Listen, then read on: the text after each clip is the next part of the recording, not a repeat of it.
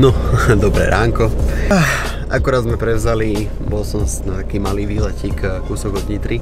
Hľadal som nápravu prednú, lebo začal som riešiť to, že mi to pri pridaní a proste obraní plynu proste to auto tak nejako ten predok plával a zistil som, prihodím sem fotku, že jedna diera na prednom ramene, čo drží predné rameno, ale teda predný silen blok, tak bola nejaká taká vydratá.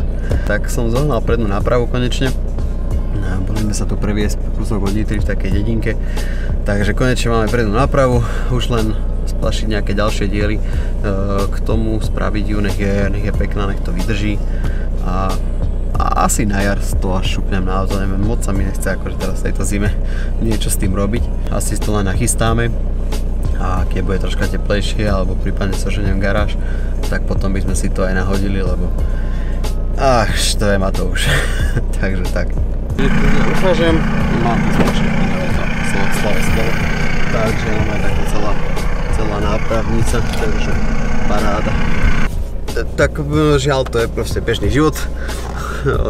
Chodíš do roboty, nechce sa ti, máš doma povinnosti, chceš doma radšej spraviť, jak sa, nechcem povedať čo, v tejto zime s autom, takže len keď strašne mi toto okolie tej Nitry pripomína také jak Mijavské kopanice, takže to prostredie, tie cestičky, tie hory, no, v rámci možností hory, strašne je toto pekné prostredie, takže určite sa pôjdeme pozrieť aj keď bude troška teplejšie, alebo teda keď bude schopné podmienky na letné gumy.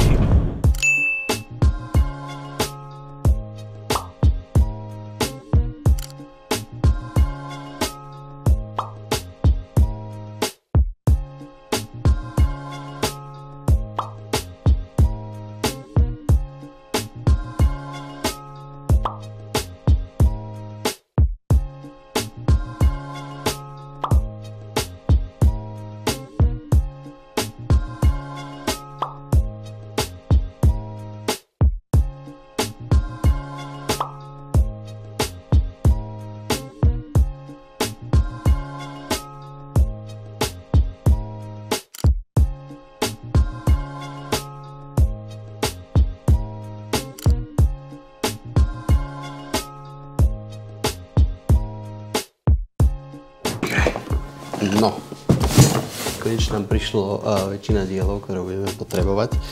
No, na spodu podvozok, to je asi jasné, to si ukážem potom. Celé tyčky riadenia, čapy na ramena. Musíme vymeniť ešte tento prepínač svetiel, keďže sa blíži SDKčka a môj nejde. Máme tu nachystanú ešte hadicu, potrebujeme vymeniť aj nejaké hadičky, ktoré sú už popraskané pri motore. A to najdôležitejšie, nápravnica. Takže nápravník tu máme, diely máme, preskladáme to a zožnať garáž, to teraz akurát riešim, tak uvidíme, že či sa to podarí, dúfam, že áno, môžeme to ich celé preskladať.